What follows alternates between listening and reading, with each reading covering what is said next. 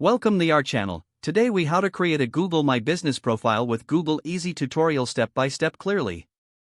To create a Google My Business profile, begin by opening your web browser. Go to the Google My Business website by typing in business.google.com. Click on the Manage Now button on the home page. Sign in with your Google account or create a new one, if necessary. Once logged in, you'll see a prompt to enter your business name. Type in the name of your business and click Next. Enter your business address in the provided fields. If you don't have a physical address, select I deliver goods and services to my customers.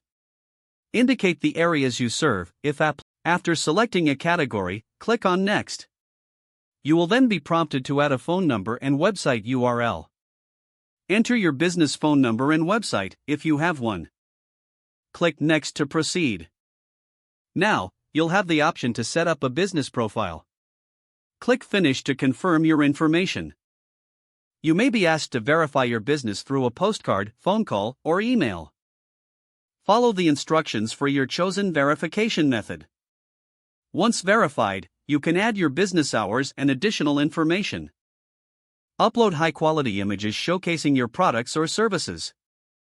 Finally, check your profile for accuracy and completeness. Your Google My Business profile is now ready for customers to find. If the page does not load, refresh the browser or try again in a private or incognito window. Make sure you are using the correct email address, then retype it carefully to avoid small typos. If your password is not accepted, use the reset option and create a new strong password you can remember.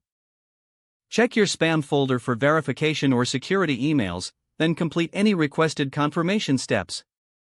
Enable two-factor authentication if available to improve account security and reduce unauthorized access risk. After signing in, review your profile details so your contact information and settings are accurate and current. If you see an error message, note it down and try again after restarting your device and internet connection.